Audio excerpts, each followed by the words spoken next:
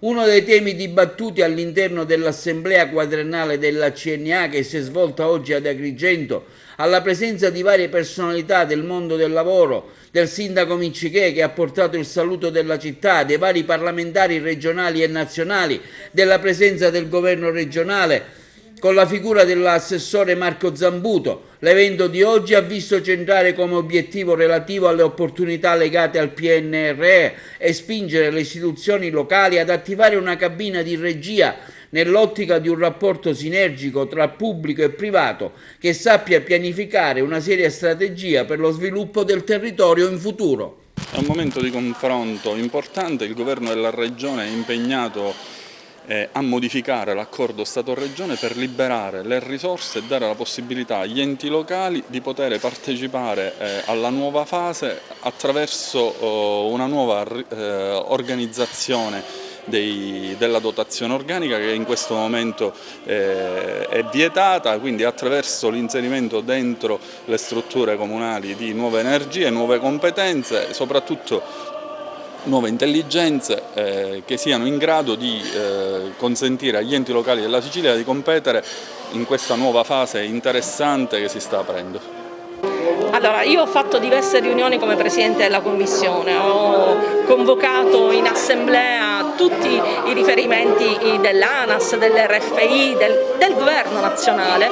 per cercare di capire e fare pressione al Governo Draghi e inserire quelle che sono per noi le nostre priorità. Tra queste è inevitabile la Gela Castelvetrano,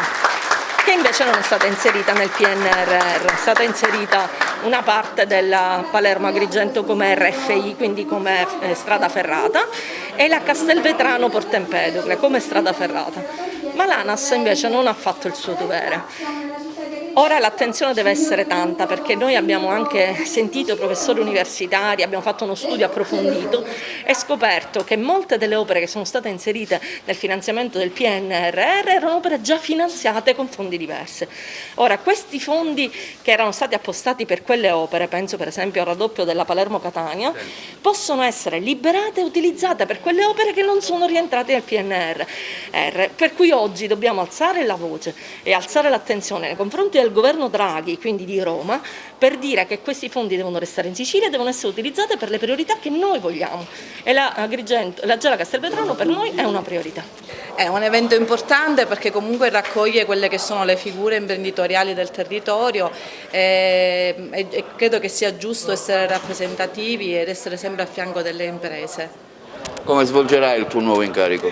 Ma io sono già presidente provinciale uscente, quindi diciamo che il ritorno in patria mi fa tanto piacere perché poter rappresentare le imprese agrigentine per me è un grande onore e c'è tanto lavoro da